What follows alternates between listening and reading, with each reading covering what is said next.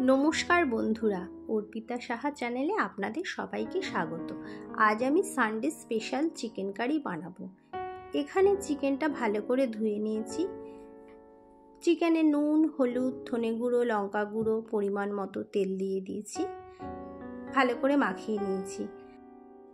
এবার আমি আদা রসুনের পেস্টটা দিয়ে দিলাম। আদা রসুনের পেস্টটা দিয়ে মাংসটা আরেকটু ভালো করে মেখে নিলাম। মেখে আমি মাংসটা বেশ খানিকক্ষণ রেখে দেব।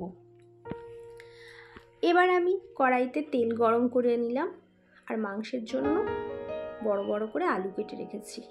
আলুটা এবার নুন আর হলুদ দিয়ে ভেজে নেব। আমি একটু আলুটা আস্তে আস্তে করে ভাজবো। আলু আস্তে আস্তে করে ভাজলে ভাজার সাথে সাথেই আলুটা প্রায় নরম হয়ে যায়। আমার আলু ভাজাগুলো লাল লাল হয়ে গেছে। এবার আমি আলু ভাজাটা নামিয়ে নেব। আমি এখানে পেঁয়াজ কুচি নিয়ে নিয়েছি ফোড়নের জন্য, আর টমেটো, পেঁয়াজ, আদা রসুন মাংসে দেওয়ার জন্য এটা বেটে নেব। এখানে আমার কড়াইতে তেল গরম করে পেঁয়াজ কুচিটা দিয়ে দিয়েছি, দিয়ে লাল লাল করে ভেজে নেব।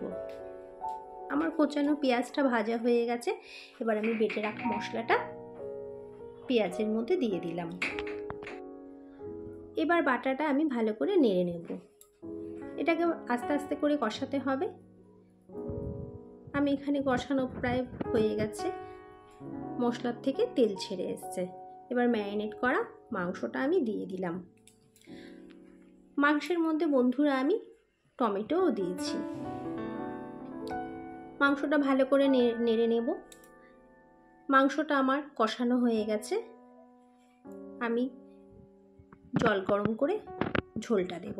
এখানে আমার জল গরম হয়েছে। এবার মাংসটা কষা হয়ে গেছে। গরম জলটা আমি মাংসের মধ্যে দিয়ে দিলাম। জলটা দিয়ে ভালো করে নেড়ে নিতে হবে। এবার আমি আলু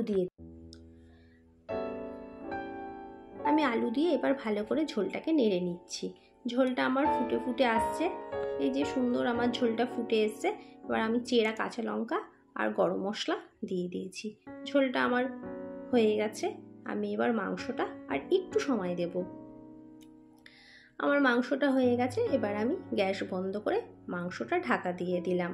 তাহলে গরম মশলার গন্ধটাও বেশ সুন্দর থাকবে। মাংসটা আমি ঢেলে নিলাম। মাংসের রঙটা বেশ সুন্দর হয়েছে। ভালো লাগলে বন্ধুরা লাইক, কমেন্ট, সাবস্ক্রাইব করবেন। নমস্কার।